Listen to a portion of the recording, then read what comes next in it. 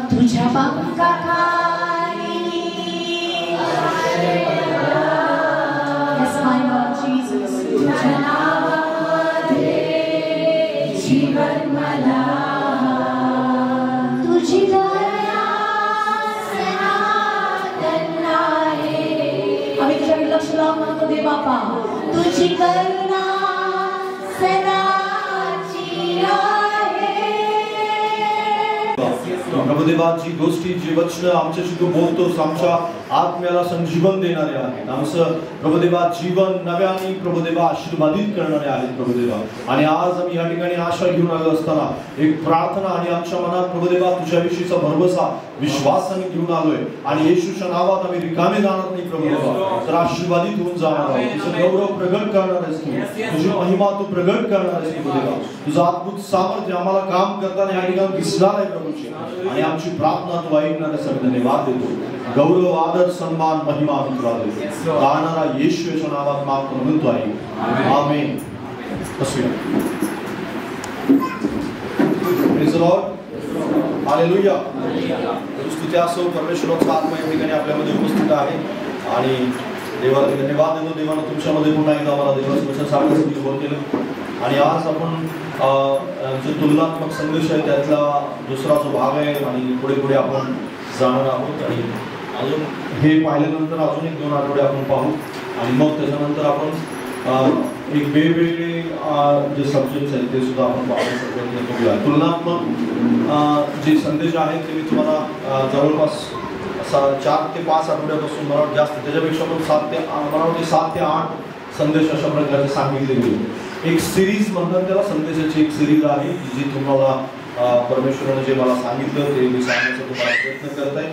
आणि खूप काही गोष्टी आज आपण या ठिकाणी शिकतोय आणि याच्या अगोदर सुद्धा आपण शिकलेलो आहोत. याच्या अगोदर सुद्धा बऱ्याचशाच मॅसेजच्या सिरीज किंवा संदेशाच्या सिरीज जेव्हा आपण म्हणू त्या सिरीज आपण बायबलमधून पाहिलेल्या आहेत. आणि तुम्हाला मंडळांच्या विषयी तुम्ही ऐकलं असेल, कधी जाऊन यूट्यूबवरती तुम्ही ते पाहू शकताय. मंडळांच्या विषयी पाहिलं तुम्ही कधी? मंडळीविषयी, मंडळी काय आहे, मंडळीच्या विषयी बऱ्याचशा गोष्टी मी तुम्हाला सांगितल्या होत्या. आठवतं का? आपण प्रगटीकरणातल्या 7 मंडळ्या पाहिल्या होत्या. आठवतं तुम्हाला? 10 आज्ञांच्या विषयी आपण पाहिलं होतं. मॅसेजची सिरीजची आठवण करून देतो मी तुम्हाला की जे यूट्यूबवरती आहे तुम्ही ते पाहू शकता जाऊन. आणि 10 आज्ञांच्या विषयी आपण पाहिलं होतं. क्रूसावरील 7 शब्दांच्या वरती आपण पाहिलेलं आहे. आणि त्याच्यानंतर जे देवाची अभिवचन आहे त्याच्याविषयी मी तुम्हाला सांगितलं होतं. त्याची एक सिरीज आहे आपल्या यूट्यूबवरती तुम्हाला पाहायला मिळेल, संदेशाची सिरीज आहे. त्याच्यानंतर या तुमच्या हातामध्ये काय आहे त्याच्याविषयी सुद्धा मी तुम्हाला सांगितलं होतं. देवाला काय आवडतं या गोष्टीविषयी सुद्धा एक दानिएलाच्या पुस्तकातून जे आपण संदेश ऐकले होते 7, आणि जे दानिएलामध्ये क्वालिटी होत्या त्या क्वालिटीज कशा प्रकारे आपल्यामध्ये असायला हव्यात त्याच्याविषयी सुद्धा मी तुम्हाला सांगितलेलं होतं. आणि ज्या देव आज्ञांच्या विषयी सुद्धा मी तुम्हाला सांगितलं होतं. अशा खूप काही गोष्टी आहेत की ज्या तुम्ही सिरीजद्वारे, संदेशांच्या सिरीजद्वारे पाहू शकताय. आणि हे सांगण्याचा उद्देश आहे की तुम्ही अधिक सक्षम व्हावं, अधिक शिकावं, अधिक प्रामाणिक व्हावं, अधिक प्रभूसोबत विश्वासयोग्य व्हावं.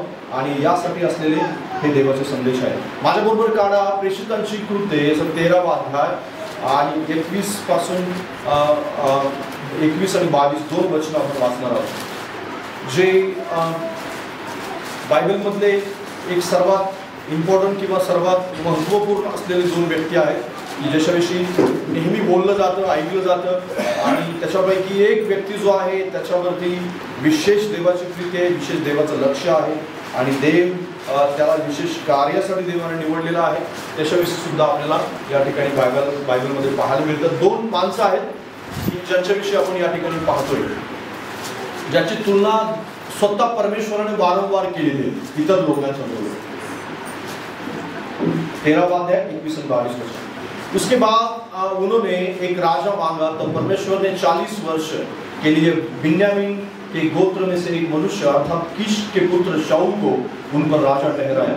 फिर उसने अलग करके दाऊद को उनका राजा बनवाया, जिसके विषय में उसने गवाही दी कि मुझे एक मनुष्य यिशै का पुत्र दाऊद मेरे मन के अनुसार मिल गया है, वही मेरी सारी इच्छा पूरी करेगा.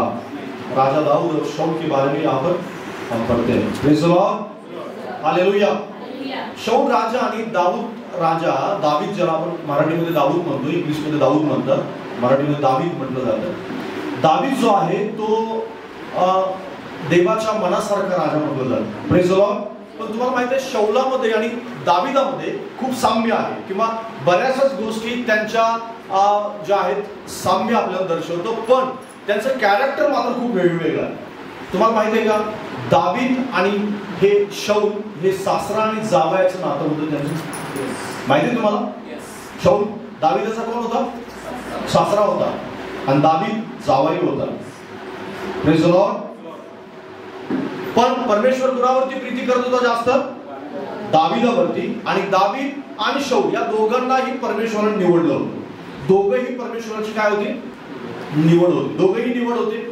दोघांनीही 40 वर्ष इस्रायलावरती राज्य केलं. दोघांनी पण, शाऊलाने पण 40 वर्ष राज्य केलं आणि दावीदाने पण 40 वर्ष राज्य केलं. कारकिर्दीमध्ये काहीच फरक नाही. दोघांच्या वरती सुद्धा देवाचा आत्मा आला होता. दोघांच्या वरती सुद्धा देवाचा आत्मा आला होता. एकावरती देवाचा आत्मा टिकून राहिला, एकाला सोडून गेला. दोघांना पण देवाचा आत्मा मिळाला होता. एक युद्धामध्ये मारला गेला, एक नैसर्गिक रीतीने मरण पावला. साम्य बऱ्याचशा गोष्टीमध्ये साम्य, बऱ्याचशा गोष्टीमध्ये डिफरन्स आहे. दोघंही इस्रायलावरती, संपूर्ण इस्रायलावरती राजे होते. दोघेही इस्रायलावरती ज्यांनी राज्य केले. काही राजांच्या मध्ये तुम्हाला पाहायला मिळेल, काही यहुदा राजांवरती राज्य केले काही लोकांनी आणि काही इस्रायल लोकांनी. पण हे दोघं जे असे आहेत की त्या दोघांनी संपूर्ण इस्रायलावरती राज्य केले.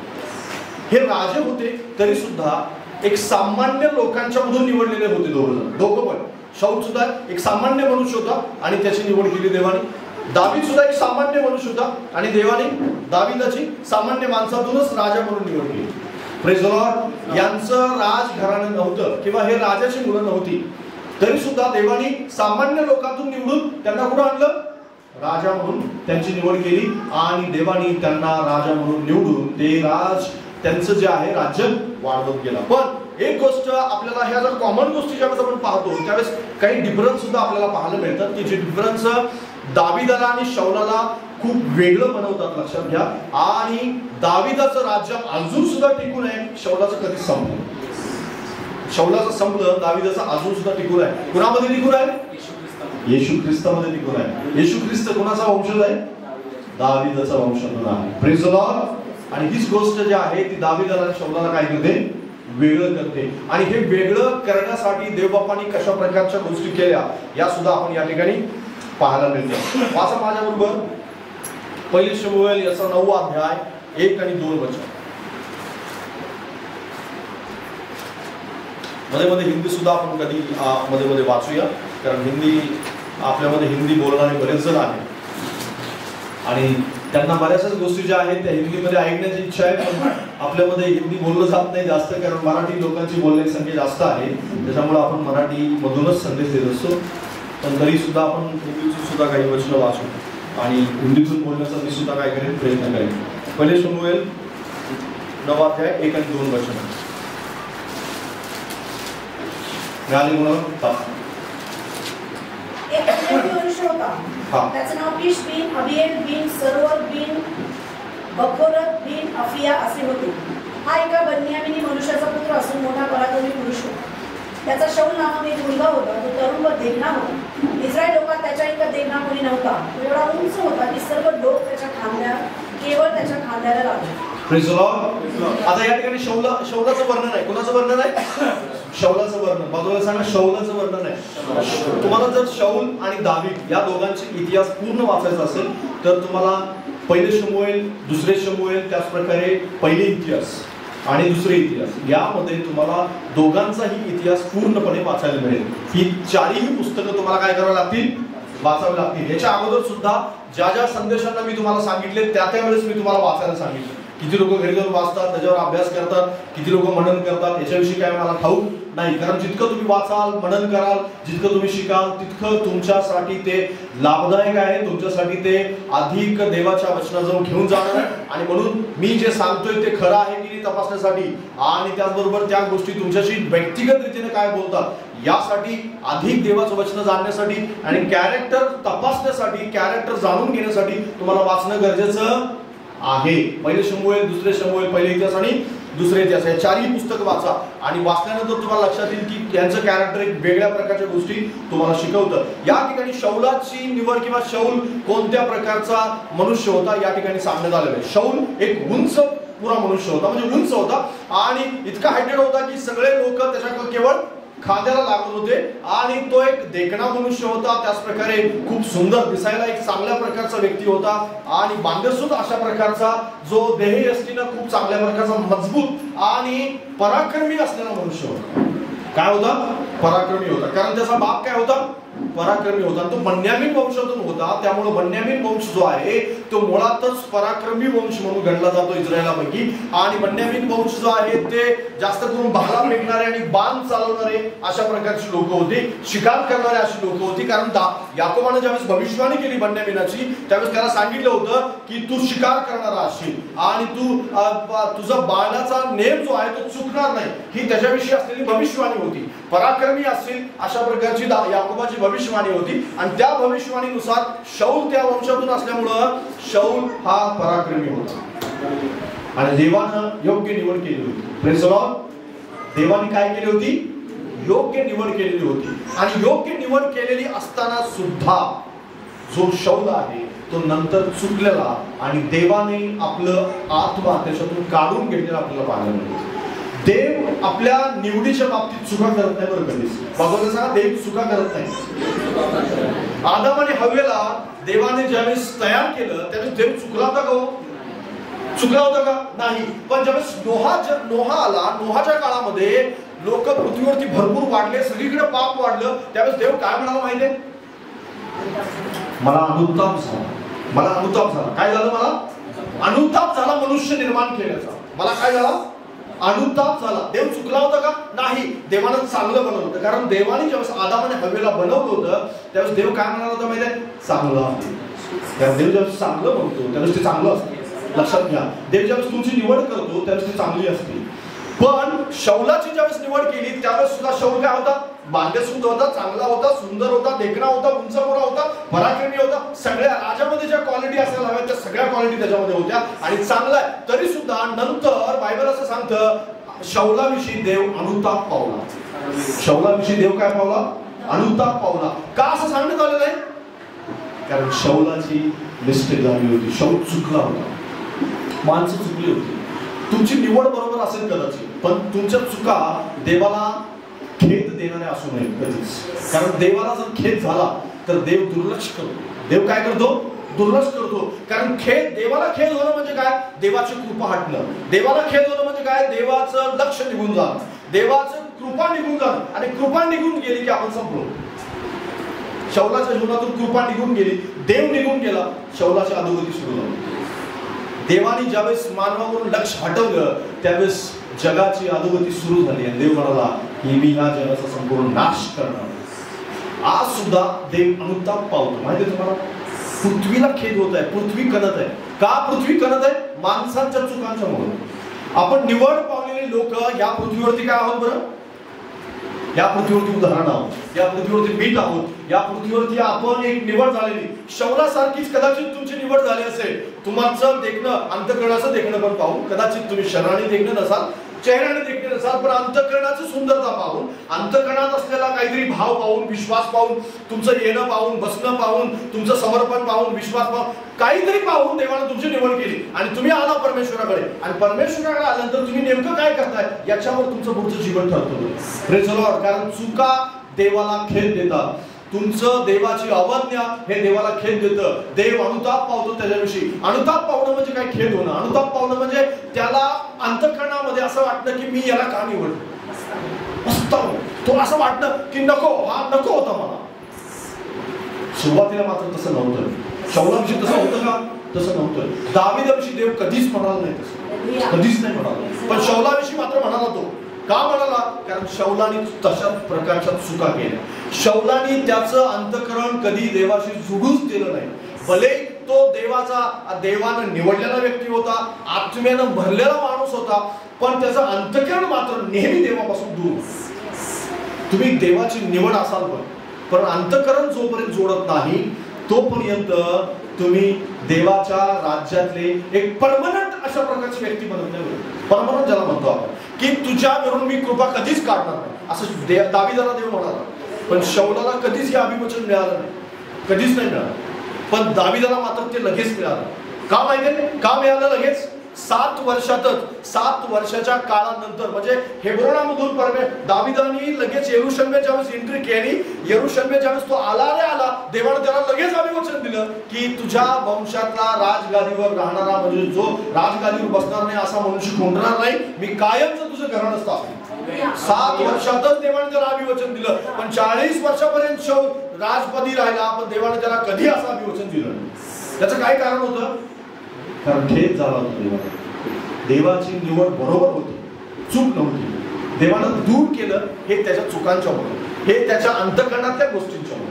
देव तुम्हाला ज्यावेळेस कदाचित तुमची निवड बरोबर असेल, तुम्ही बरोबर व्यक्ती असाल आणि तुम्ही स्वतः म्हणत पण असाल की मी बरोबर माणूस आहे, माझ्या फॅमिलीतलं मी बरोबर आहे, मी बरोबर निवडले गेलोय, माझ्यावर कृपा आहे, माझ्यावर दया आहे, देव माझ्यावर प्रेम करतो, आशीर्वाद आहे माझ्या जीवनावर, चांगली गोष्ट आहे, हे सगळं असायला पाहिजे. पण याच्याबरोबर काय की तुम्ही कायम परमनंट असणारे व्यक्ती आहात का देवाच्या राज्यात? स्वतःला प्रश्न विचारला पाहिजे. कारण बऱ्याच वेळेस तुमच्या जीवनाविषयी देव अनुताप जर पावत असेल, खेद होत असेल त्याच्या अंतःकरणाला, तर मात्र बऱ्याच लोकांच्या विषयी देवाला खेद होतो. माहिती का खेद होतो? कारण ते चुका करत राहतात. दावीदाने चुका केल्या नव्हत्या का? भरपूर चुका केल्या, भरपूर. मी तुम्हाला काय केलं होतं काय नाही या सगळ्या गोष्टी तुम्हाला नंतर वाचायला मिळतील, पण अजून बऱ्याच गोष्टी आपण पाहणार आहोत. पण अजून एक वचन वाचा, 10वा अध्याय आहे, त्याचाच 10वा अध्याय, पहिले शमूएल 10वा अध्याय 10वं वचन, 10-11. देवाला शौलाला देवाचा आत्मा मिळाला असं लिहिले त्याने.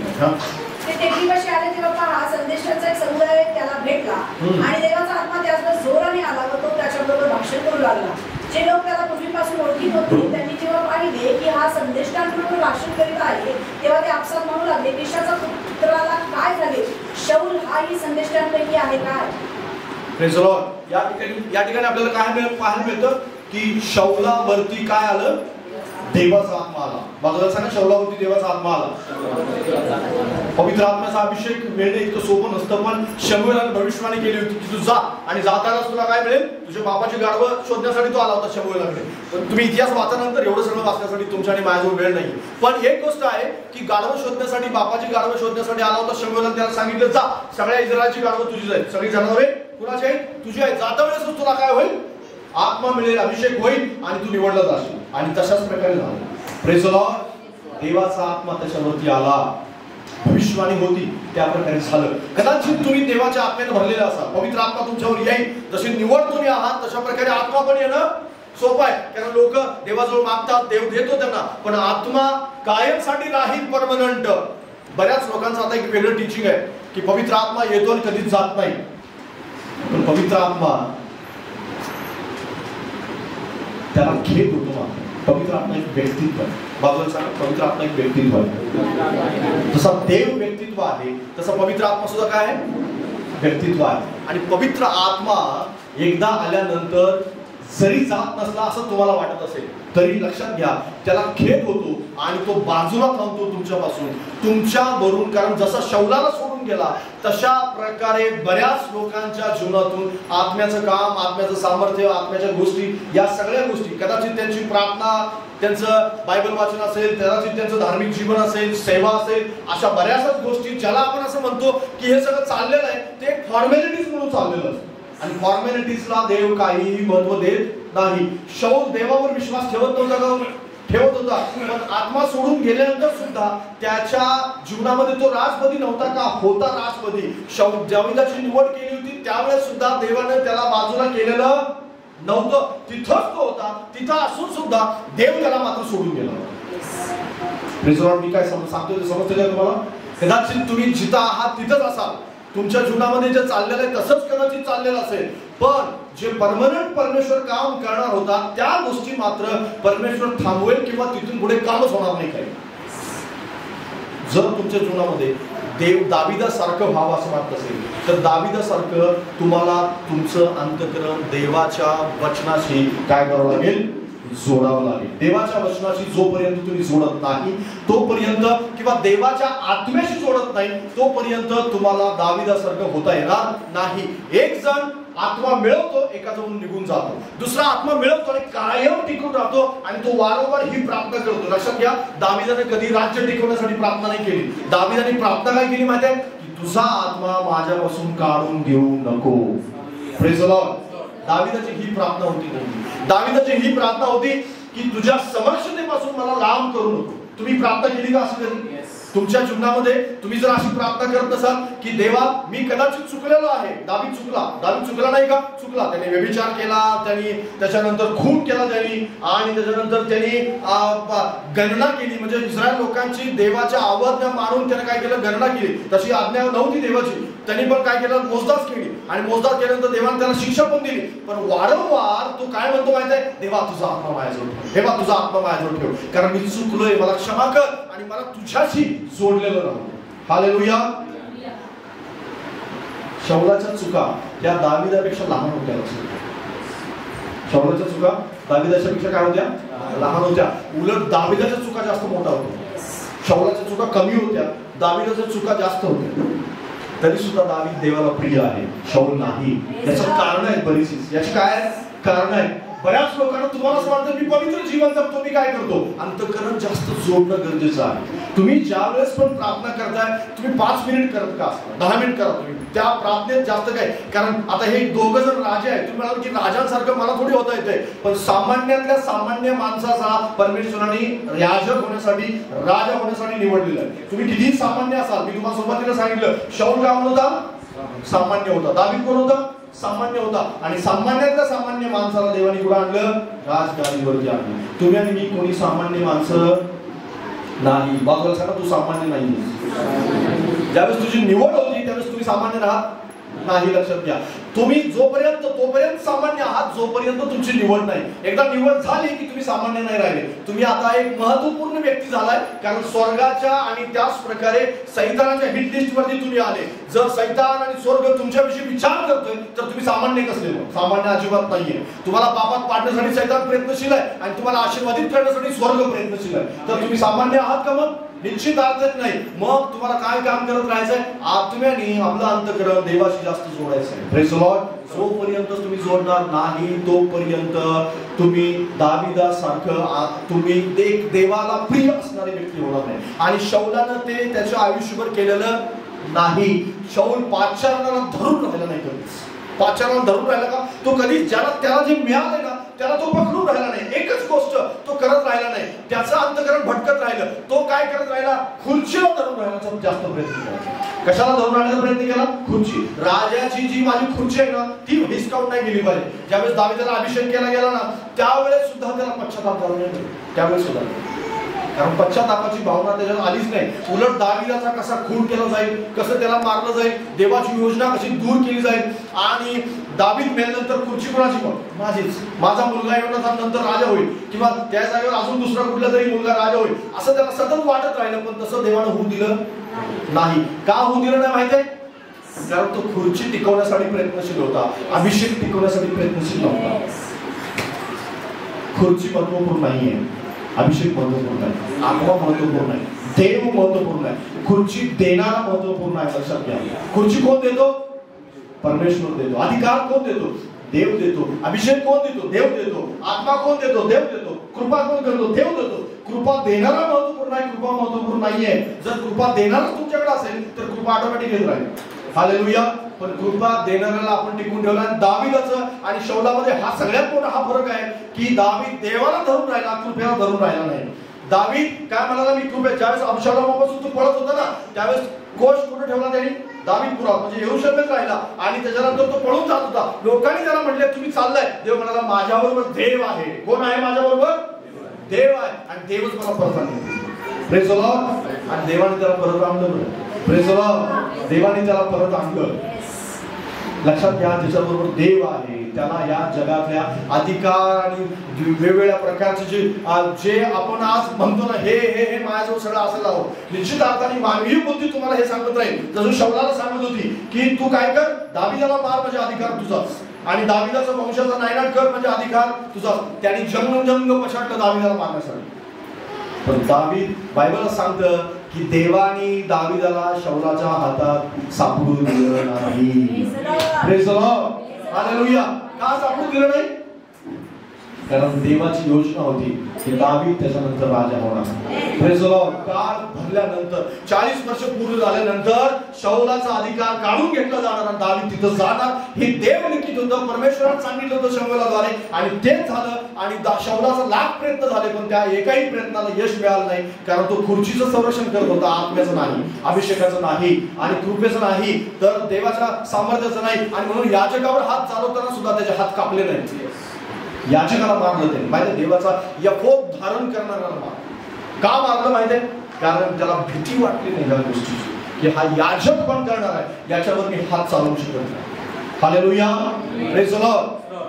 दावीद आणि शौलामध्ये हा सगळ्यात मोठा फरक आहे की दावीद देवाचं भय बाळगणार होतं, भय होतं त्याच्यामध्ये, आणि ते भय वारंवार दिसतं त्याच्या शब्दात. वागण्यातून दिसतं, वारंवार दिसतं. कुठेही तुम्ही जा त्या वचनामध्ये तुम्ही जर पहिले शंभर दुसरे शंभर काळजीपूर्वक वाचताना तुम्हाला वारंवार पाहायला मिळेल की त्या दोघांच्या मध्ये खूप मोठा डिफरन्स आहे. सासरे आणि जावई असून सुद्धा इतक्या मोठा डिफरन्स त्यांच्यामध्ये पाहायला मिळतो. तुलनात्मक दृष्ट्या दावीद शौलाकडून काढून घेणं, दावीदाच्या हातात सोपवणं, देव योग्य तोच निर्णय घेत असतो, कधी चुकीचा निर्णय घेत नाही. हालेलुया. लोक कदाचित म्हणत असतील की असं कसं काय होऊ शकतं, एक उंच पुरा माणूस, धडधाकट माणूस, पराक्रमी मनुष्य, त्याच्या हातातून अधिकार काढून एक तांबूस वर्णाचा माणूस की ज्याच्या हातामध्ये जो गुटका आहे, उंच नाहीये, दिसायला चांगला नाहीये आणि वेगळ्या प्रकारचा तो पराक्रमी असेल का असं त्याच्याकडे बघून सुद्धा वाटत नाही, त्याच्या हातात देव का देत आहे? का देत आहे? तर देवाची योजना, देवाला माहित आहे की देव अंतःकरण पाहतो. हालेलुया.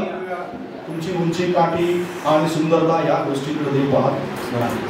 देव पाहतो की तुमचं अंतःकरण किती महत्वाचं आहे. आणि म्हणून देवाने त्याचा आत्म्याचा, दोघांनाही अभिषेक झाला होता आत्म्याचा, दोघांनाही देवाने निवडलं होतं. पण एक मात्र अभिषेकासाठी प्रयत्न करत होता, एक पाचारणासाठी प्रयत्न करत नव्हता. त्याला पाचारण, अभिषेक या गोष्टीशी काहीही देणं गेलं नव्हतं. तो पूर्णपणे बाजू झाला होता, खुर्ची सांभाळत बसला. खुर्ची सांभाळण्यावर देव प्रेम नाही करत, देव त्याच्याशी सरून करण्यावरती प्रेम करतो. Praise the Lord. खुर्ची सांभाळणं जास्त महत्वाचं नाही, पण आत्ताचं जग तुम्हाला मला काय शिकवतं? खुर्ची सांभाळणं. आणि खुर्ची ही सांभाळलीच पाहिजे असं जग वारंवार सांगतो तुम्हाला मला. पण या खुर्चीसाठी जो मनुष्य प्रयत्न करतो त्याची खुर्ची जाग्यावर राहिला, देव त्याला म्हणतो खुर्ची सांभाळत बस, बाकीचं सगळं काम मी माझं मी करत राहतो. म्हणून खुर्ची सांभाळण्याचं जास्त गरजेचं नाही. अजून एक वचन वाचूया आपण त्याच्यानंतर. पहिले शमूएल 16 अध्याय.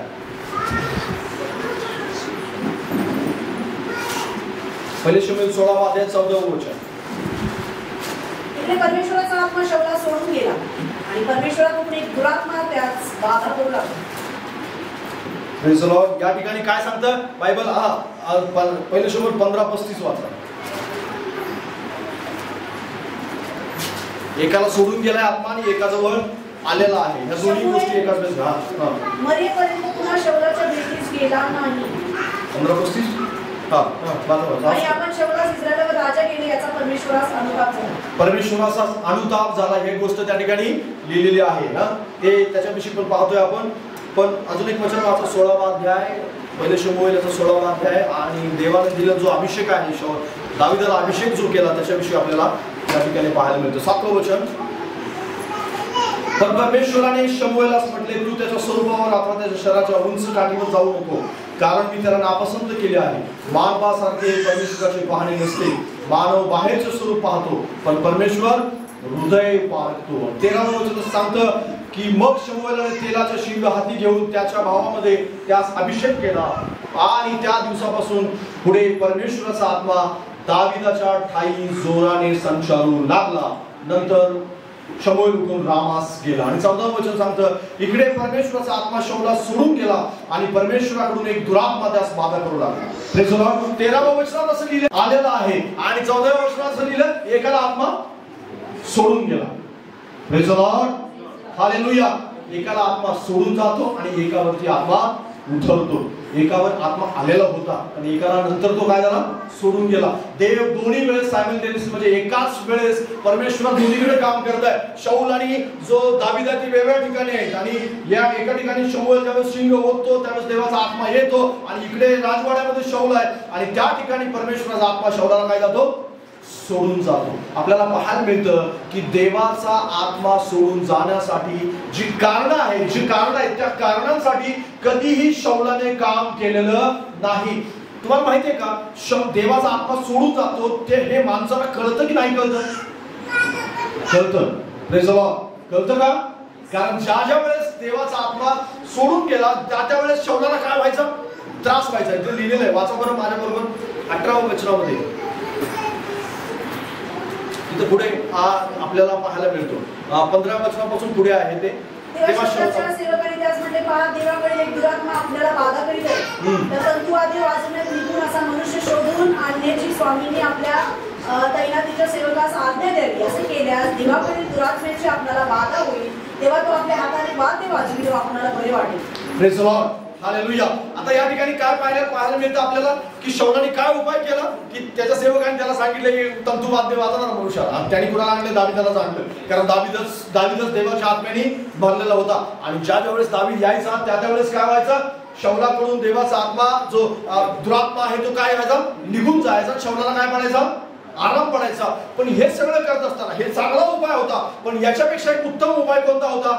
शौल स्वतः येऊन देवाजवळ गुडघे टेक शकला असता, देवाजवळ क्षमा मागू शकला असता, देवाला विनंती करू शकला असता, देवाला म्हणू शकला असता की प्रभू मी तुझ्या बाबतीत चुकलेला आहे, मी तुझ्या आज्ञा पाळल्या नाही, मी शमूएलाची आज्ञा पाळलेली नाही. कदाचित परमेश्वराने त्याच्यावर कृपा केली असती, राज्य नसतं मिळालं, पण देवाने त्याला जिवंत ठेवलं असतं, त्याचा वंश टिकवला असता. कुठल्याही प्रकारे जे नुकसान त्याच्या पदरी पडणार होतं ते नुकसान देवाने थांबवलं असतं. पण तसं उपाय शौलाने केला नाही.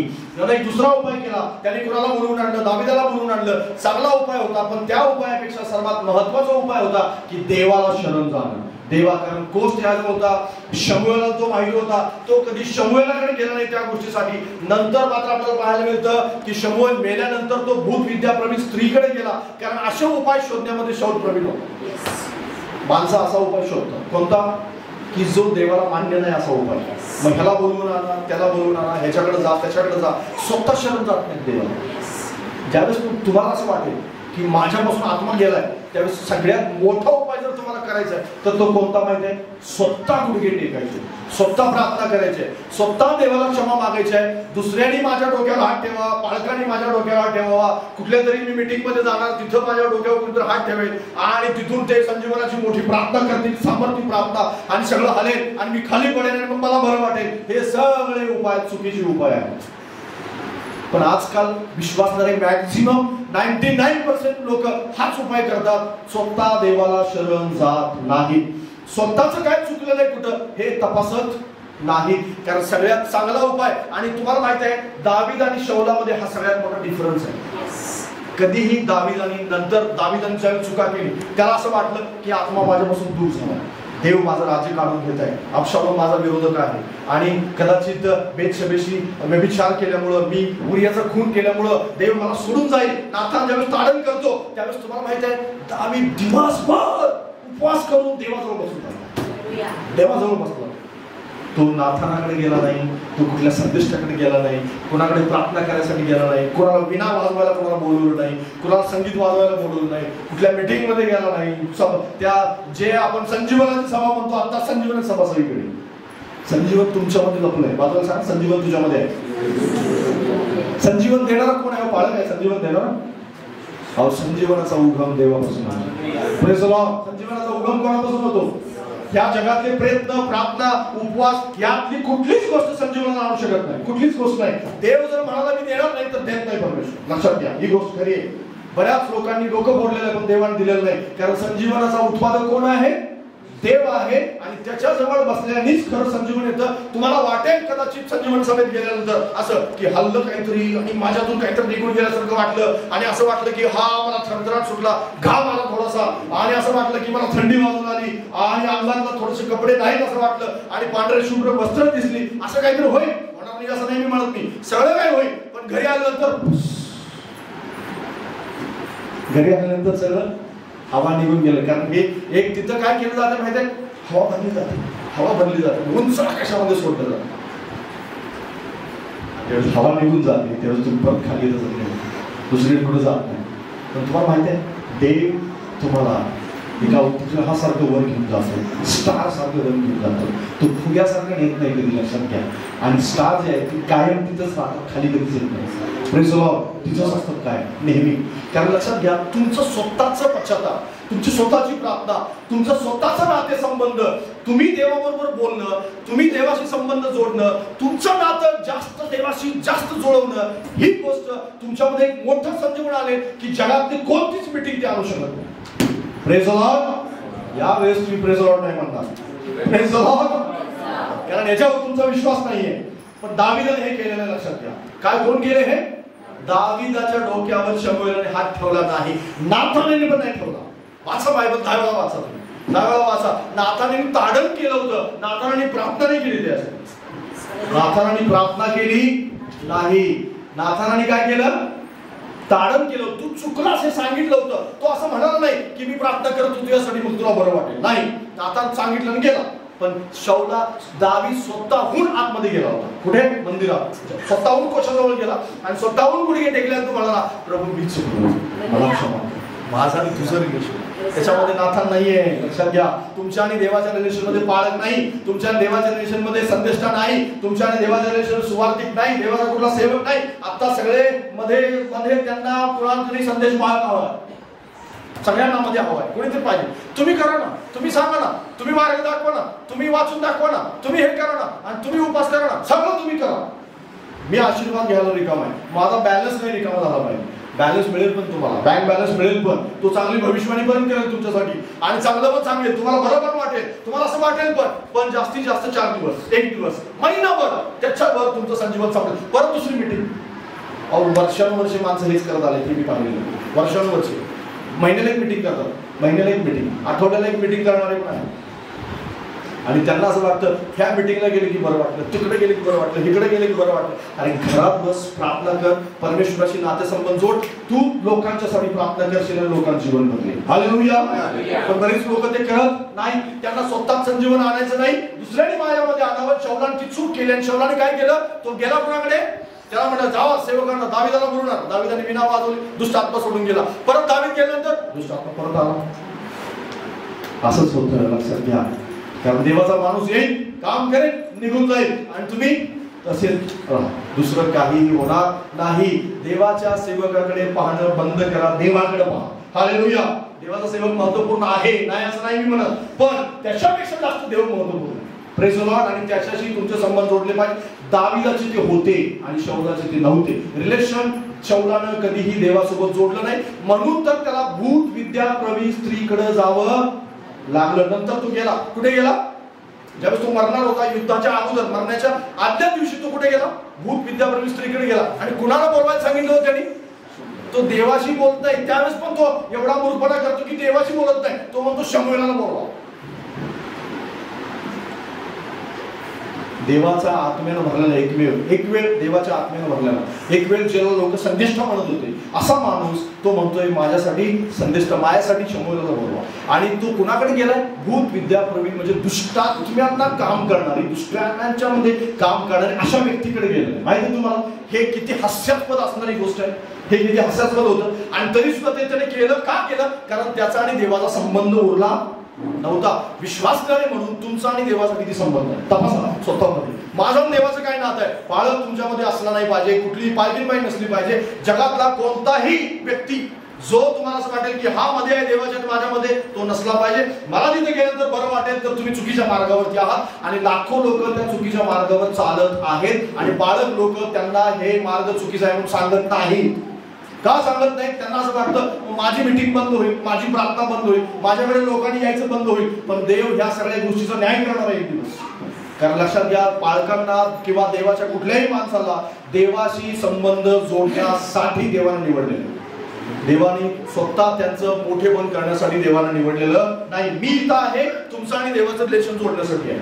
मी इथं तुम्हाला माझी वाहवा तुम्ही करावी यासाठी मी इथं नाहीये, लक्षात घ्या. कारण माझं या ठिकाणी वाहवा करा अथवा न करा, आणि तुमचं जर वाहवा केले तुम्ही निघून गेले आणि तुम्हाला उद्यानंतर तुम्हाला असं वाटेल की जगात सगळ्यात दुःखी माणूस मीच आहे, तर तुम्ही देवाशी संबंध जोडलेलाच नाही. कारण मी तुमच्यासोबत असणार नाही 7 दिवस. 7 दिवस देव असणार, 7 दिवस पवित्र आत्मा असणार, 7 दिवस परमेश्वर तुमच्यासोबत असणार, आणि तोच तुम्हाला सतत मदत करत राहील, क्षणोक्षणी तुम्हाला सांगली करत राहील. पवित्र आत्मा तुम्हाला वारंवार त्या गोष्टी करत राहील. आणि जितके घनिष्ठ संबंध तितकं तुमच्यामध्ये संजीवन असणार आहे, तितकं तुम्ही स्ट्रॉंग असणार आहे. भले संकट येतील, अडचणी येतील, समस्या येतील, दुःख असेल, अडचणी असतील, पण सगळ्या गोष्टीत तुम्हाला वाटत राहील की देव माझ्याजवळ आहे, देव माझ्याजवळ आहे, देव माझ्याजवळ आहे. आणि देव तुम्हाला हलवून देणार नाही. लक्षात घ्या, सैतान हलवण्याचा प्रयत्न करत राहील, पण तुम्ही हलणार नाही. Praise the Lord. तुम्हाला दुसऱ्याकडे जाण्याची गरज पडणार नाही, देवाजवळ जायला हवं. लक्षात घ्या, ठराविक काही काळांच्या मध्ये तुम्हाला ज्यावेळेस समजत नाही त्यावेळेस एखाद वेळेस अशी येते की बाबा देवाच्या सेवकाने कुठेतरी मला मार्ग दाखवावा. पण असं नेहमीच असं होत असेल तर मात्र तुम्ही चुकीच्या मार्गावर. Praise the Lord. म्हणून काय करा, शौलाने जे केलं ते करू नका. दावीदाने काय केलं, दावीद कुठे गेला, देवाजवळ गेला नाही, देवाच्या सेवकाजवळ गेला नाही. प्रभू करून तुम्हाला तसं करण्यासाठी मदत करो. आणि पुढे आपण पाहतो की देवाचं हृदय दाविदाला माहिती होतं, शौलाला ते माहित नव्हतं. वाचा माझ्याबरोबर पहिले शमूएल 13वा अध्याय,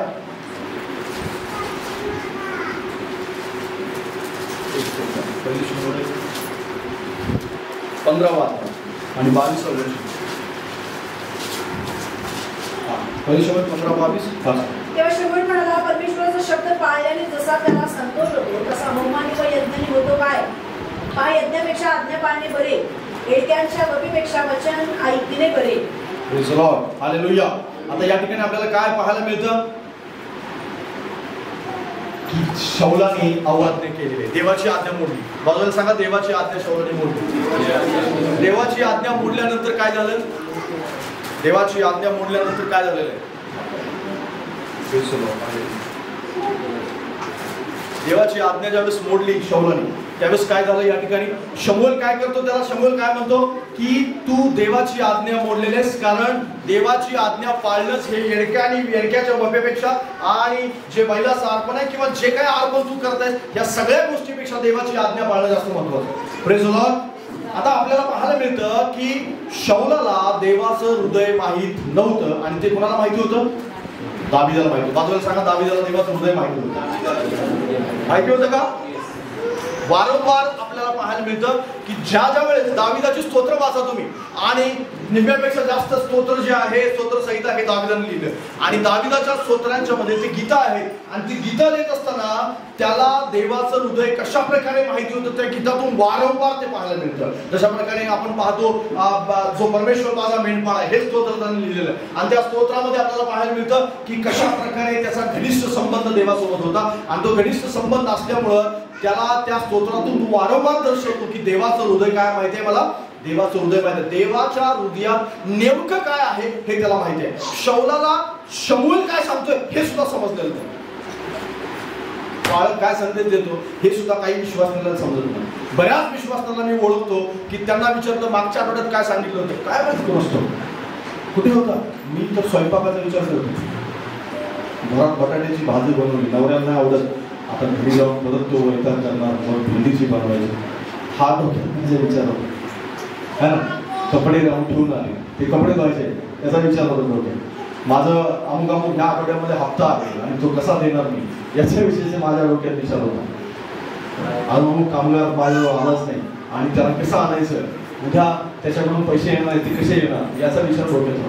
बऱ्याचशाच लोकांच्या डोक्यामध्ये अशा प्रकारच्या गोष्टी आहेत. लक्षात घ्या, आज्ञा पाळत असताना तुमच्या आणि माझ्या जीवनामध्ये सतत वारंवार सैतान आणि जगातल्या गोष्टी, जगातले मोहपाश अशा प्रकारच्या गोष्टी करत राहतात. पण देवाचं हृदय ज्याला माहिती असतं ना त्याला देवाची आज्ञा पाळणं जास्त कठीण जात नाही. कारण देवाची आज्ञा पाळणं हे शौलाला जास्त कठीण गेलं. कारण पाळक काय सांगतो, शमूएलने काय त्याला सांगितलं होतं, तू काय कर, फक्त वाट बघ, मी येईपर्यंत काय करू नको, वाट बघ, कुठल्याही प्रकारचं अर्पण करू नको, शांत बसून राहा. हे माहिती आहे तुम्हाला, तिथं वाचा, तुम्हाला नंतर वाचायला मिळेल. 15-16 अध्याय दोन्ही अध्याय वाचा, तुम्हाला वाचायला मिळेल. 18 अध्यायापर्यंत वाचा तुम्हाला की शौलाने कोणत्या कोणत्या आज्ञा मोडल्या त्याच्याविषयी वाचायला मिळतं. त्याला काय सांगितलं होतं, वाट पाहायला सांगितलं होतं. जेवढं सांगितलं तेवढंच त्यानं करायचं होतं, त्याच्या व्यतिरिक्त काही करायचं नव्हतं. पण तो वाट पाहत राहिला नाही आणि त्या ठिकाणी आल्यानंतर सुद्धा असं म्हणतो, काय माहितीये की लोकांसाठी तुम्ही जाऊ नका. का कोणासाठी जाऊ नका? लोकांसाठी. केवळ लोकांना समाधान वाटेल म्हणून तर माझ्याशी गोड बोला, म्हणून तर माझ्याजवळ राहा, म्हणून तर माझ्याजवळ जाऊ नका. कारण लिहिले तिथे, वाचा, माझ्या बरोबर आहे बघा.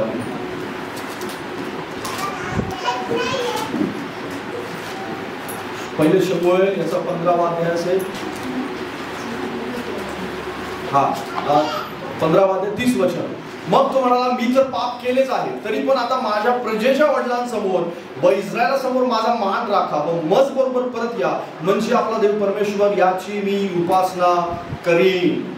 काय म्हणतोय तो की मी लोकांना बरं वाटेल इतकं तर माझ्याशी बोला, कारण मी राजा आहे आणि लोकांसमोर मला चांगलं ठरवलं पाहिजे. लक्षात घ्या, पाळक काय सांगतो, संदेश काय सांगतो, देवाची वचनं काय सांगतात किंवा आज्ञा काय आहेत हे तुम्हाला काळजीपूर्वक माहित पाहिजे. आणि दाविदाला हे माहिती होतं का? माहिती होतं. बाजूला सांगा, दाविदाला देवाचं हृदय माहिती होतं. देवाचं हृदय माहिती होतं का दाविदाला? निश्चित अर्थाने माहिती होतं. कारण काय केलं नंतर ते तुम्हाला नंतर मी सांगणार आहे, कसं हृदय माहिती होतं त्याला.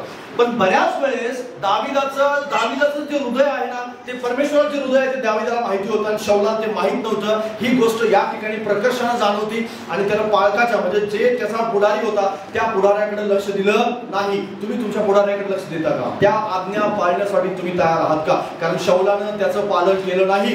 भर दरबारात माहिती तुम्हाला, भर दरबारात नाथान दाविदाकडे आला आणि तो काय म्हणाला की दाविदा तू चूक केलीस.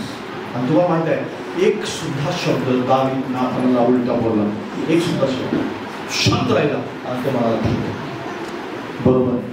तिथून तो उठला आणि सरळ कुठे गेला माहिती, देवाच्या मंदिरात गेला, कोशाजवळ गेला, तिथं रडत बसला आणि त्या ठिकाणी आपल्याला पाहायला मिळतं की त्याने पश्चाताप केलेला पाहायला मिळतो. पण शौलाने असं काहीच केलं नाही. ना शौल शमूएलाकडे माफी मागतो, ना शौल शमूएलाकडे कोणत्या प्रकारच्या क्षमेची अपेक्षा करतो, ना शमूएलाला शौलाला कशाची चिंता आहे.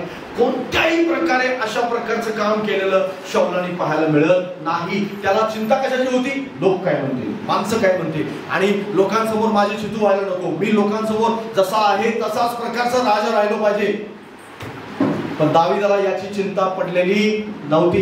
मला लोक व्यभिचारी म्हणू देत, पापी म्हणू देत, काय म्हणायचं म्हणू देत, पण मी आहेच आहे. कारण नाथानाला तो शिक्षा करू शकला असता, मारू शकला असता, त्याला वाईट ठरवू शकला असता, खोटं ठरवू शकला असता. जो खून करतोय तो नाथानाला सहज म्हणला असता की तू चूक बोलतोयस, मी असं काहीच केलेलं नाही. पण तो असं काहीच म्हणाला नाही, कारण दाविदाला लोकांची चिंता अजिबात नव्हती आणि त्याला लोकांची चिंता न करता देवाच्या हृदयाची चिंता केली. Praise the Lord. हीच मोठी गोष्ट लक्षात घ्या. शौलामध्ये आणि दाविदामध्ये हा सगळ्यात मोठा फरक आहे. आणि पाहायला मिळतं की दावीद देवाच्या हृदयासारखा व्यक्ती आहे. याचं कारण की त्याला देवाचं हृदय ठाऊक होतं, शौलाला ते माहीत नव्हतं.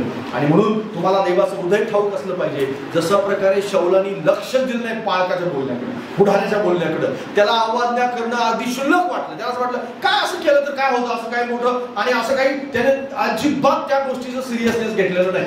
बरीच लोक आताचे विश्वास नाही तेच करतात. त्यांना असं वाटतं मी असं केलं तर काय फरक पडतो आणि असं काही होणार नाही. पण लक्षात घ्या आत्ताचा काळ हा जास्त करून बंडाचा काळ आहे. जसं मी मागच्या वेळेस सांगितलं होतं की कशाचा काळ आहे, हा बंडाचा काळ आहे. बंड करून उठलेले माणसं, आणि बंड करणारा प्रत्येक जण कोराहासारखा नाश पावणार आहे. लक्षात घ्या तुम्हाला टिकून राहिलंच पाहिजे, भले ते कठीण किती असेल, कितीही कठीण असेल. दाविदासाठी कठीण नव्हतं का? दाविदासाठी सोपं होतं. अबशालोमापासून पळून जाणं सोपं होतं. नाथानाची आज्ञा पाळणं हे सोपं होतं. देवाजवळ जाणं, रडणं, पश्चाताप करणं हे सोपं होतं का? सोपं नव्हतं. त्यासाठी ते कठीण होतं. दाविदाला सगळ्या प्रजेने व्यभिचारी ठरवलं असेल कदाचित, आणि लोक म्हटले असेल की काय हा व्यभिचारी माणूस, काय हा पापी माणूस, आणि कशासाठी आम्ही याच्या अधीन राहू. बरीच लोक असं म्हटले असतील. पण एक दिवस असा आला की देवानी त्याचं गौरव लोकांसमोर प्रकट केलं. हालेलुया. लोकांना हे कळून आलं की दाविदासारखा राजा दुसरा कोणीच नाही. Praise the Lord. नंतर वारंवार देव बोलत राहिला की दाविदासारखा हा राजा नाही, दाविदासारखा हा राजा नाही. वारंवार देवानं वारंवार तुलना केलेली त्याची लोकांची. का तुलना केली? कारण दाविदाचं हृदय इतकं सुंदर होतं, त्या हृदयासारखं दुसऱ्या कुठल्याच राजाचं हृदय सुंदर नव्हतं. Praise the Lord. या हृदयासारखं आपण सुद्धा बनावं. आज्ञा पाळणारे आपण बनलं पाहिजे. लक्षात घ्या शौलासारखं अवज्ञा करणार नाही. सगळ्यात शेवटी आपण पाहूया की दाविदाचं राज्य परमेश्वराने कायमचं स्थापलं आणि शौलाचं नाही. पहिले शमूएल 6 अध्याय 1 ते दुसरे शमूएल 6 अध्याय 1 पासून 3 पर्यंत.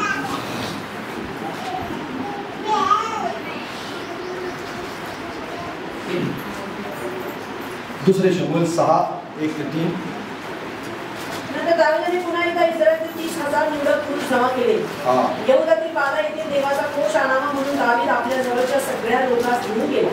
परबारूक असलेला सेनाधीश परमेश्वर याच्या नावाचा हा कोष. त्याने देवाचा कोष एका नव्या गाडीत ठेवून टेकडीवरील अभिनादाबाच्या घरातून बाहेर काढला. अभिनादाबाचे पुत्र उज्जा व आओ हे दोघे ती नवी गाडी हाकीत होते. त्यानंतर 13 आणि 14 परमेश्वराचा कोष उचलणारे 6 पावले चालून गेले. तेव्हा दाविदाने एक बैल व एक पुष्ट गोरा यांचा यज्ञ केला. दावीद सणाचे यफोद कमरेस वेष्टून परमेश्वरासमोर आवेशाने नृत्य करीत चालला. Praise the Lord. हालेलुया. सगळ्यात महत्त्वपूर्ण गोष्ट दाविदाने ही केलेली. आता याच्या अगोदर जे आपण पाहिलं याच्यात सगळ्यात मोठं काम जर दाविदाने कोणतं केलं असेल तर हे केलं. Praise the Lord. आणि हे कोणतं काम आहे माहिती आहे? देवाचा कोष जो ओबेद-एदोम याच्या घरी होता तिथून आणून त्याने कुठं आणून ठेवला? दावीदपुरात यरूशलेममध्ये आणून. Praise the Lord, hallelujah. मी तुम्हाला पहिले सांगितलं होतं की शाऊल किती वर्ष राजा होता? 40 वर्ष. किती वर्ष राजा होता? 40 वर्ष. आणि दावीद 40 वर्ष राजा होता.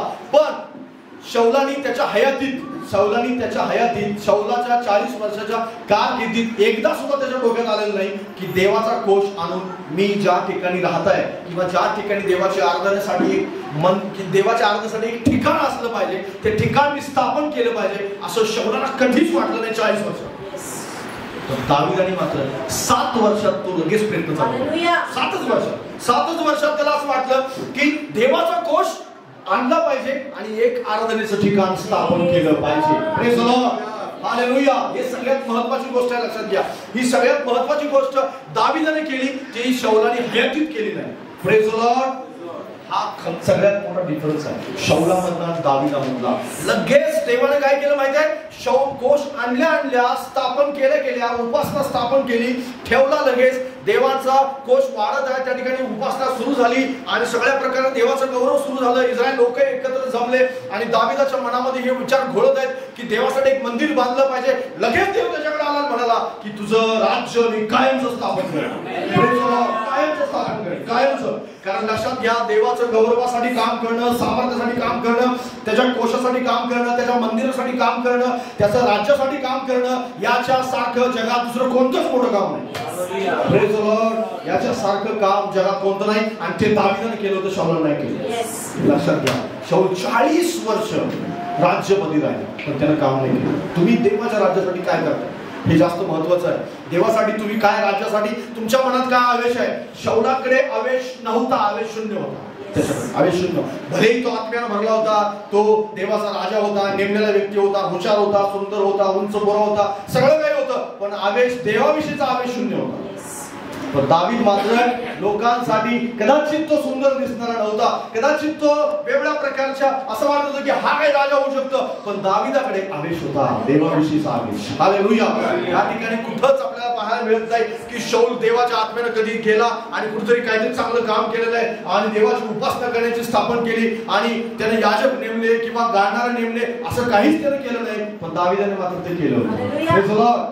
दावीदाने तुम्हाला माहिती आहे, नुसता कोष नाही आणला, कोष वाजत गाजत आणला, नाचत आणला, इस्रायल लोकांना जमा केलं. तो स्वतः त्या कोशासमोर नाचला, त्याच्यानंतर बली अर्पण केले, त्याची उपासना स्थापन केली, गाणारे नेमले, त्याच्यानंतर याजकाची स्थापना केली, उपासना चालू केली, त्या ठिकाणी सकाळ संध्याकाळ अर्पण चालू केली. आणि देव अजून तो असं म्हणाला की मी देवासाठी एक मंदिर बांधेन, त्या मंदिरासाठी सोनं जमा केलं, चांदी जमा केली, लाकूड जमा केलं आणि तो म्हणाला माझा मुलगा मंदिर बांधेल. हे सगळं केलं देवाने आणि दावीदाने, आणि त्याच्यामुळं दावीदाचं राज्य कायमसाठी स्थापन झालं. Praise the Lord. तुम्हाला माहिती आहे, देव आपला देवाविषयीचा आवेश पाहतो. हालेलुया. तुमच्या मनात काय आवेश आहे देवाविषयी, देवाच्या राज्याविषयी, देवाच्या गौरवाविषयी, देवाच्या मंदिराविषयी काय आवेश आहे, देवाचं राज्य स्थापन व्हावं याविषयी काय आवेश आहे? खुर्ची सांभाळणारे भरपूर जण भेटतील तुम्हाला. खुर्ची सांभाळणं जास्त महत्वाचं नाहीये, खुर्ची सांभाळणं हे जास्त महत्वाचं नाही, राज्याविषयी काय आवेश आहे.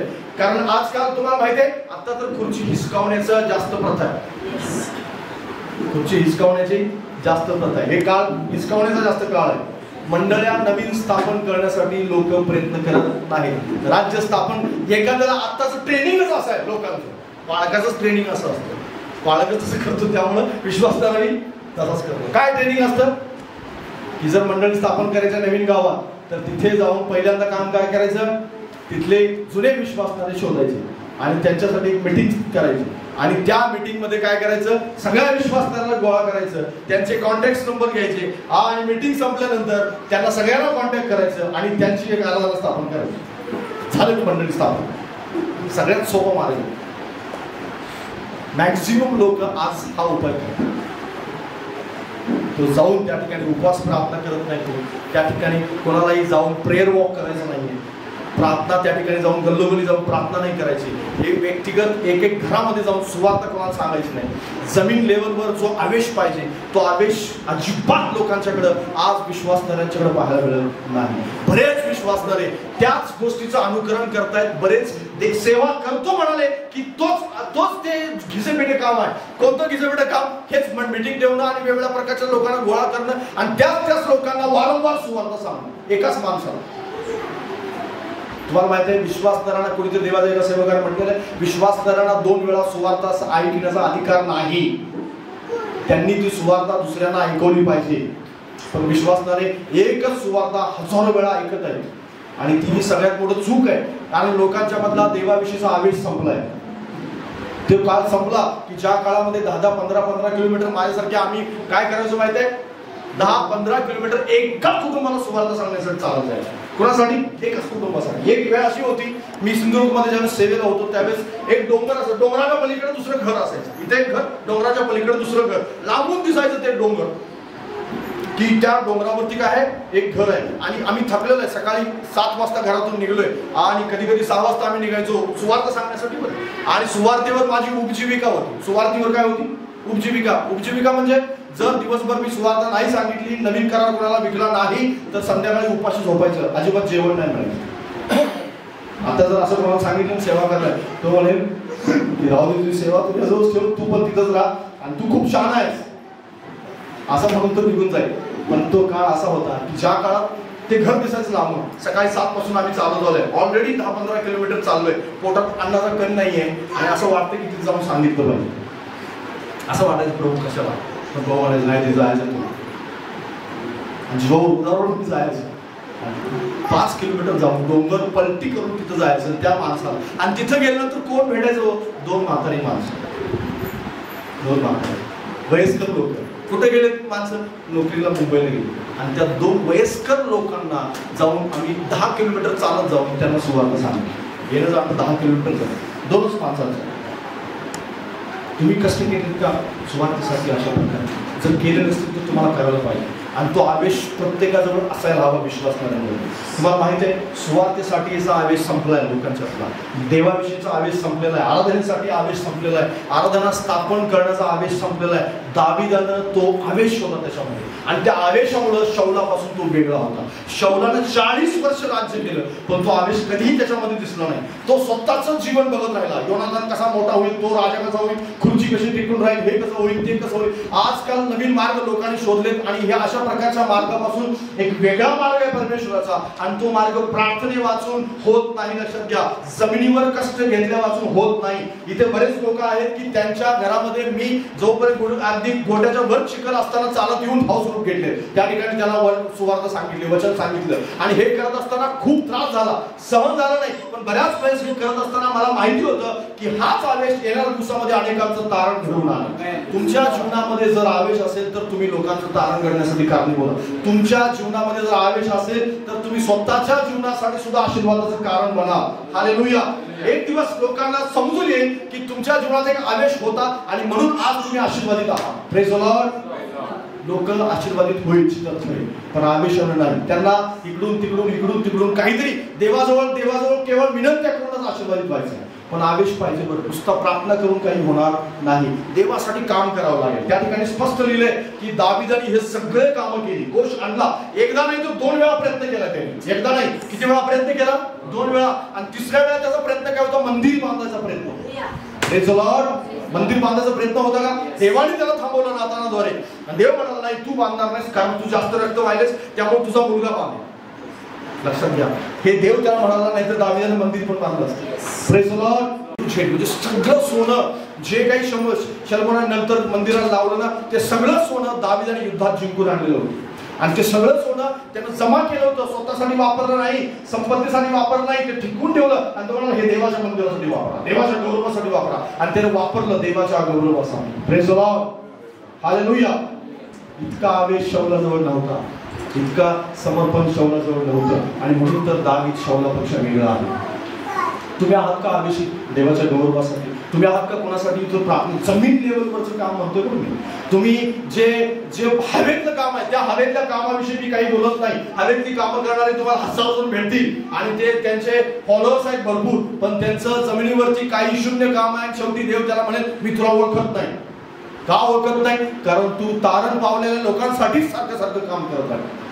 आणि तारण पावलेल्यांसाठी नाही काम करायचं आपल्याला. जे नाशाकडे जात आहेत, वाईटाकडे जात आहेत, लोक जे नरकाच्या दिशेला आहेत, त्यांच्यासाठी तुम्हाला काम करायचंय. आणि त्यांच्यासाठी तुमच्या आणि माझ्या मनामध्ये आवेश असला पाहिजे. भले काही करू शकत नसाल तर तुम्ही प्रार्थना करू शकताय, उपवास करू शकताय, प्रेयर वॉक करू शकताय. त्या एरियात ज्या एरियात तुम्हाला असं वाटतं इथं दारूचं डुबताय, त्या एरियात जाऊन तुम्ही रोज प्रार्थना करू शकताय. या एरियात तुम्हाला असं वाटतं इथं जुगार जास्त चालतं, त्या एरियात तुम्ही जास्त प्रार्थना करू शकताय. तुम्ही ज्या एरियामध्ये असं वाटतं की या एरियात सगळे गुन्हेगार जास्त लोक राहतात, त्या एरियात जाऊन तुम्ही प्रेयर वॉक करू शकताय. म्हणू शकताय प्रभू इथले गुन्हेगारी थांबव, इथला दारूचा मुद्दा थांबव, या ठिकाणी जो लोक नाश पावत आहेत, नरकाच्या दिशेला जात आहेत, त्यांना बाहेर का. हा आवेश तुमच्या जीवनात आशीर्वाद घेऊन येईल. कदाचित कोणाला दिसणार नाही, पण आशीर्वाद यायला लागतील. त्यावेळेस कळेल की हा माणूस काहीतरी काम करत होता जमिनीवर. Hallelujah, praise the Lord. लक्षात घ्या, प्रार्थना देवाविषयीच्या राज्याचा आवेश तुम्हाला उपासना स्थापन कर. तुमच्या घरात उपासना स्थापन झाली पाहिजे, तुमच्या स्वतःच्या जीवनामध्ये उपासना देवाची स्थापन झाली पाहिजे. कोश स्थापन केला पाहिजे. कुणी कुठं? स्वतःच्या घरात, स्वतःच्या जीवनात, स्वतःच्या कुटुंबामध्ये. आणि ज्या ज्या ठिकाणी तुम्हाला असं वाटतं की इकडे झाला पाहिजे त्यासाठी प्रयत्नशील असलं पाहिजे. बरीच लोक त्यासाठी प्रयत्नशील नाहीत. आणि म्हणून बायबल सांगतं की दावीद हा देवाच्या मनासारखा राजा होता. दावीदाने कोश स्थापन केला आणि देवाच्या मनासारखं काम केलं, आणि शौलाने ते केलेलं पाहायला मिळत नाही. सर्वात शेवटी वचन वाचल्याने आपण बंद करूया. दावीदाची तुलना परमेश्वराने केली. पहिले राजे 11 अध्याय 4 वचन.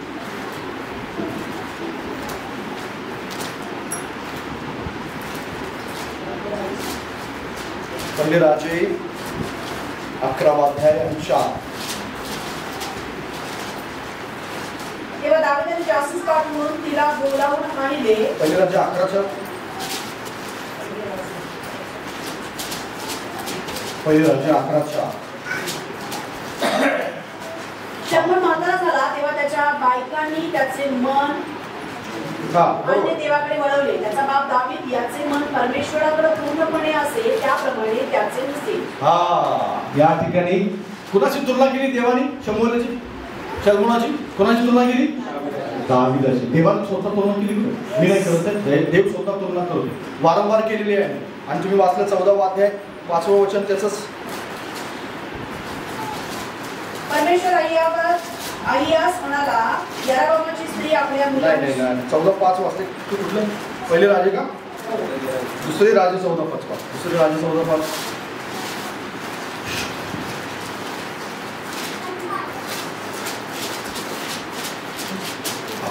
14:5 या ठिकाणी परमेश्वराच्या दृष्टीने जे नीट तो ते करी, तरी त्याचा पूर्वज दावीद याच्या तोडीचा तो नव्हता. त्याचा बाप योआश याच्या करणीप्रमाणे त्याची सगळी करणी होती. या ठिकाणी अमस्याची तुलना केली. आणि त्याच्यानंतर 18:3 मध्ये दुसरे राजा 18:3 मध्ये काय लिहिले? या ठिकाणी पण तेच लिहिले. त्याचा पूर्वज दावीद याच्या सर्व करणीप्रमाणे तो परमेश्वराच्या दृष्टीने जे ठीक ते करेल. Praise the Lord. हिजकियाची तुलना, अमस्याची तुलना, त्याच्यानंतर या ठिकाणी आपल्याला पाहायला मिळतं शलमोनाची तुलना, त्याच प्रकारे आसाची तुलना, आणि त्याच्यानंतर योआशची तुलना. या सगळ्याची तुलना कुणाशी केली देवानी? दावीदाशी. आणि वारंवार म्हणत राहिला की दावीद जसं त्याचं पण माझ्याबरोबर लागलं होतं तसं तुझं लागलं नाही, तसं तुझं लागलं नाही, किंवा तसं तुझं लागलेलं आहे, पूर्ण लागलेलं असेल. Praise the Lord. हालेलुया. लक्षात घ्या, ज्यावेळेस पण देव अशा प्रकारे कुणाशी तरी तुलना करतो त्या माणसाची, त्यावेळेस निश्चित अर्थाने त्यामध्ये देवाने काहीतरी पाडलेलं असतं. आणि देव उगीच कुणाशी तुलना करत नाही. देव ज्यावेळेस तुम्हाला असं म्हणेल की तू जो व्यक्ती आहेस ना दावीदासारखा, माझं जसं दावीदाचं मन माझ्याशी जोडलेलं होतं तसं तू आहेस, निश्चित अर्थाने ती देवाने केलेली स्तुती असते. आणि जसं तुमचं दावीदाचं उदाहरण लोकांना दिलं गेलं तशा प्रकारे तुमचं उदाहरण दिलं गेलं पाहिजे. Praise the Lord. तसं तुमचं उदाहरण पवित्रतेविषयी दिलं गेलं पाहिजे, प्रार्थनेविषयी दिलं गेलं पाहिजे, मन लागण्याविषयी दिलं गेलं पाहिजे, संदेशाविषयी दिलं गेलं पाहिजे, तुमच्या जीवनात असलेल्या चांगुलपणाविषयी, सेवेविषयी दिलं गेलं पाहिजे. कारण अशी तुलना देव उगीच कोणाविषयी करत नाही. उठसूट काहीतरी तो काम करतो, काहीच करत नाही. अशा माणसाची देव कोणाशी तुलना करत बसत नाही. देव असं त्याचं पाहतो, सगळ्या गोष्टी तपासतो आणि मगच असं म्हणतो की तू योग्य वेळ. Praise the Lord. आणि देवाने तुमचं पाहिलं पाहिजे. दावीदाचं देवाने पाहिलं होतं, आणि म्हणून तर देव काय करतो बरं? वारंवार त्याची तुलना लोकांची करत आहे. लक्षात घ्या, मी 2-3 गोष्टी तुम्हाला सांगितल्या, आणि त्या गोष्टी पाठीमागं ज्या ज्या गोष्टी जे उदाहरण आहेत ती तुम्हाला दिली. आणि पहिली गोष्ट म्हणजे काय? देवासोबत दावीदाचे घनिष्ठ संबंध होते, तसे शौलाचे नव्हते. दुसरी गोष्ट, देवासोबत तो विश्वासयोग्य होता. दावीद काय होता? विश्वासयोग्य होता. शौल मात्र देवासोबत त्याच्या आचरणासोबत विश्वासयोग्य राहिला नाही. तिसरी महत्वाची गोष्ट म्हणजे दावीद एक आराधना करणारा व्यक्ती होता. आराधनेविषयी त्याच्या जीवनामध्ये एक आवेश होता, देवाच्या सेवेविषयी आवेश होता, कोशाविषयी आवेश होता. कुठल्याही प्रकारे त्यानं त्या आवेशाला भिजू दिलं नाही. शेवटपर्यंत, मरणाच्या शेवटापर्यंत भिजू दिलं नाही. शेवटपर्यंत तो म्हणत राहिला की माझा मुलगा लहान आहे शलमोन, आणि त्याच्यासाठी मंदिराची मी तयारी केली पाहिजे. शेवटापर्यंत तो मंदिराची तयारी करत राहिला. विचार करा म्हणजे किती आवेश आहे. आणि जो स्तोत्र 119 मध्ये वारंवार असं म्हणतो तो की मी रोज रात्री माझा अश्रूनी माझा पलंग काय करतो, भिजवतो. काय करतो मी, कशाने भिजवतो, कशाने भिजवतो? कारण त्याच्या मंदिराविषयीचा आवेश आहे, तुम्हाला झोपू देत नाही. त्याच्या गौरवाविषयीचा आवेश आहे, तुम्हाला झोपू देत नाही. स्तोत्र 119 वाचा, त्याच्यामध्ये तुम्हाला वाचायला मिळेल की देवाच्या वचनाविषयी दाविदामध्ये किती आवेश होता. आणि तीच गोष्ट त्याला शौलापासून वेगळी करते. तो आराधक होता, चांगल्या प्रकारचा आराधक होता, त्याच्यामध्ये आवेश होता. आणि सगळ्यात महत्वाची गोष्ट म्हणजे उघडपणे आज्ञापालन करणारा होता, देवाचं भय बाळगणारा होता आणि सुधारणा घडवणारा व्यक्ती होता. सुधारणा घडवल्या का त्यांनी? सुधारणा घडवली. Praise the Lord. जसं मी सुरुवातीला सांगितलं होतं, दावीद चुकला होता का? दावीदाने खून केला, दावीदाने व्यभिचार केला, दावीदाने जनगणना केली जी देवाने करायला सांगितली नव्हती. या 3 चुका, मुख्य चुका त्याने केल्या. त्या 3 चुका करून सुद्धा त्याने सुधारणा घडवली. या 3 तो बाहेर आला. आणि शौलाने काय केलं होतं? असं शौलाने अवज्ञा केली होती, आज्ञा पाळली नव्हती. शौलाने त्याला थांबायला सांगितलं होतं, थांबला नव्हता. तरी सुद्धा शौलाच्या हृदयात सुधारणा घडवण्याचा विचार नव्हता. वारंवार जो सुधारणा घडवणारा नव्हता, तर दावीद सुधारणा घडवणारा होता. दावीद सतत म्हणत राहिला, प्रभू मी चुकलो. पण शौल मात्र कधीच असा म्हणत राहिला नाही की मी चुकलेला आहे, मी चुका केली, अशा प्रकारे काम केलं. वारंवार असं तो म्हणत राहिला. आणि म्हणूनच तर तो उघडपणे आज्ञा पाळणारा होता दावीद. आणि शौलाने त्या आज्ञा पाळलेल्या पाहायला मिळत नाही. खूप काही सांगता येईल मला तुम्हाला, पण वेळेच्या अभावी मी तुम्हाला इथंच या ठिकाणी थांबवत आहे. पण एक गोष्ट मात्र आहे की शौल आणि दावीद यांच्याविषयी तुम्ही जास्त अभ्यास करा, वाचा, आणि तुम्हाला मला जे अजून समजलं नाही त्याच्यापेक्षा अधिक सत्य तुम्हाला परमेश्वर सांगेल. अधिक ज्या गोष्टी मला जर परमेश्वराने दाखवलं नाही त्याच्यापेक्षा पण अधिक काहीतरी अजून नाविन्य कोण परमेश्वर तुम्हाला दाखवेल. आणि निश्चित अर्थाने मी तुम्हाला गॅरंटी देतो, खात्री देतो की परमेश्वर तुम्हाला त्या वचनातून बोलेल. आणि तुम्हाला जाणीव होईल की दावीदाचं हृदय देवाचं कसं जोडलेलं होतं, देवाशी कसं जोडलं होतं. तुमचं सुद्धा जोडलं गेलं पाहिजे. शौल देवापासून वेगळा होता, तुम्ही देवाशी जोडलं गेलं पाहिजे. आणि देवाची इच्छा आहे की प्रत्येक माणूस, प्रत्येक विश्वासणारा हा देवाच्या हृदयाशी, त्याच्या आत्म्याशी जोडला जावा, आवेशानं भरावा, देवाच्या भयानं भरावा, अभिषिक्ताची कदर करणारा असावा. आणि सगळ्यात महत्वाची गोष्ट मी विसरलो सांगायला की अभिषिक्ताची कदर करणारा दावीद, अभिषिक्ताची काय होता, कदर करणारा होता. कधीही दावीदाने शौलावर तलवार चालवली नाही. 2 वेळा, किती वेळा? 2 वेळा जिवंत शौल त्याच्या हातात सापडला होता. जिवंत 2 वेळा सापडला होता. जसा जर दावीद शौलाच्या हातात सापडला असताना 2 वेळा, तर कधीच त्याने मारला असतं. पहिल्याच वेळेस मारला, दुसऱ्या वेळेस येऊन देत नसतं. पण दावीदाने शौलाला मारलं नाही, दोन्ही वेळेस जीवदान दिलं. आणि तू वारंवार असं सांगत राहिला, देवाच्या अभिषिक्तावर मी कधी हात चालवणार नाही. ही गोष्ट आत्ताचे विश्वासणारे करत नाही. अभिषेकाच्या विरोधात बोलायला त्यांना अजिबात भय वाटत, अजिबात भय वाटत. ही शोकांतिका आहे. आत्ताच्या विश्वासणाऱ्यांची सगळ्यात मोठी शोकांतिका आहे. कोणती शोकांतिका? की अभिषेकाविरुद्ध ते सहज बोलतात, सहज. आणि तुम्हाला माहिती आहे अभिषेकाविरुद्ध तुम्ही ज्यावेळेस पण बोलता, कारण दावीद काय म्हणाला माहिती आहे, तिथे काय म्हणाला, वाचलं तुम्ही कधी? दुसऱ्या शमूएलामध्ये वाचायला मिळतं तुम्हाला पहिलेच अध्याय की त्या ठिकाणी असं म्हटलं, तुझ्या तोंडून तुझा न्याय केलास, तुझ्या तोंडून तू तुझा न्याय केला. कारण एक माणूस आहे तो शौलाला मारलेला माणूस, आणि तो काय म्हणतो, मी कुणाला मारलं? मी शौलाला मारलं. मी शौलाला मारलं याचा अर्थ काय की मी अभिषिक्ताला मारलं. आणि अभिषिक्ताला मारलं याचा अर्थ त्याची शिक्षा होणार. आणि जो कोणी अभिषिक्ताला मारतो त्याला शिक्षा होते.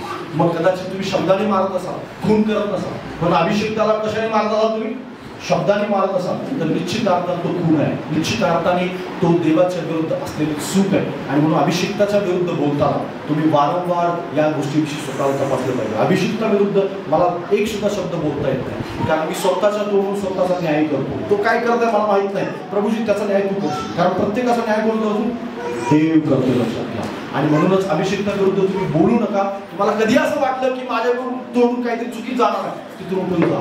ते बंद करा अथवा बोलणं बंद करा, त्या ठिकाणी थांबा आणि म्हणा की प्रभूजी हे बरोबर आहे का? बरोबर नाही असं देवाने सांगितलं तर ते बंद करा. कोणी माणूस असेल तसं बोलणारा तर त्याला थांबवा. कारण देवानं दावीदाने काय केलं माहिती आहे?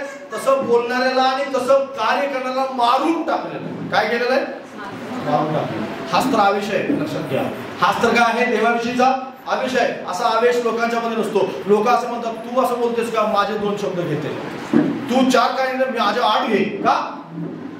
कारण त्यांना ते आवडतं आणि सैतानाला हे आवडणारी गोष्ट पण अभिषिक्ता विरुद्ध बोलणं. कारण त्याला ठाऊक आहे अभिषिक्ता विरुद्ध बोलणं याचा अर्थ नाश उडून घेणं, हे ठाऊक आहे सैतानाला. आणि म्हणून तो बोलू देतो, म्हणून तो त्यांना दुसरा देतो, सैतान दुसरा देतो. येशू विरुद्ध जे पण बोललं त्यास येशू काय म्हणाला माहिती आहे? ओल्या झाडाचं, म्हणजे माझ्या विषयी रडू नका, कारण आपल्या लेकरांच्या विषयी रडा, कारण यांचं काय होणार मला माहित नाही. कारण बरेच लोक जे आहेत ते नाश पावले, कारण लोक असं म्हणाले की याचं रक्त कोणावरती येऊ? आमच्यावरती येऊ, असं म्हणाले लोक. माहिती आहे तुम्हाला? आणि आलं का रक्त? आलं. 70 वर्षांनी तुम्हाला माहिती आहे यरुशलेमचा पाडाव झाला आणि येशू म्हणाला होता थोंड्यावर थोडा राहणार नाही, थोंड्यावर थोडा राहिला नाही. यरुशलेम तिथं पाडली, यरुशलेम त्यावेळेस पाडली, त्यावेळेस ज्यावेळेस पाडलं ना मंदिर, अजून उभं राहिलं नाही. उभं राहिलं का? त्याच्यानंतर 1948 पर्यंत इस्रायल लोक भुकत होते. कितीपर्यंत? 48 पर्यंत, 48 पर्यंत. म्हणजे किती वर्ष? 2000 वर्ष देवाने ठरवलं. अभिषिक्ता विरुद्ध जो कोणी बोलतो ना त्याला परमेश्वर असं बोलतो. मग तुम्ही इस्रायल असो कोणी असो, त्याला कोणी परमेश्वर त्या ठिकाणी अजिबात काही एक्सक्यूज करत नाही. इतिहास वाचा, तुम्हाला समजेल, बायबल वाचा, समजेल. कारण बऱ्याच लोकांना माहिती नसतं म्हणून आपलं ते लोक उठसूट काहीतरी बोलत राहतात आणि उठसूट बोलणारे अशा प्रकारे अभिषिक्ता विरुद्ध चुकीचं बोलतात. आणि जसं दावीदाने केलं तशा प्रकारे ते करत नाही. दावीद शौल अभिषेकाच्या मागे लागला होता. माहिती तुम्हाला? शौल अभिषिक्ताच्या मागे लागला होता का मागे? आणि काय म्हणाला माहितीये? तो अभिषिक्त मनुष्य, दावीद काय म्हणतो की अभिषिक्त तो मनुष्य, तू कुणाच्या मागे लागलायस हे तुला समजत नाही का? हे कोणी आठवण करून दिली? जावयानी, दावीदाने आठवण करून दिली सासऱ्याला, शौलाला आठवण करून दिली की तू पण अभिषिक्त आहेस आणि मी पण अभिषिक्त आहे, तू कुणाच्या मागे लागलायस आणि हे तुला समजत नाही का? आणि त्यावेळेस म्हणाला की मी तुझ्या मागे लागणार. लक्षात घ्या, तिथून पुढे शौल कधीच मागे लागणार नाही. पण तोपर्यंत मात्र तो पाठलाग करत होता. लक्षात घ्या, तुम्ही तुमच्या जीवनामध्ये काय करता या गोष्टी तपासा. शौल बनवू नका तर दावीद बना आणि प्रभू तुमचं राज्य स्थापन करेल, प्रभू तुमचं जीवन स्थापन करेल, कायमचं परमनंट तुमच्या जीवनामध्ये काम करत राहील परमेश्वर. आणि अशी कामं जी तुमच्या बुद्धीनं, त्या टॅलेंटनी, तुमच्या कष्टाने, मेहनतनी होणार नाही असं काम परमेश्वर तुमच्यासाठी करेल. आवेश असेल तुमच्यामध्ये, प्रभू तुम्हाला मदत करू सांगेल. या आपण डोळे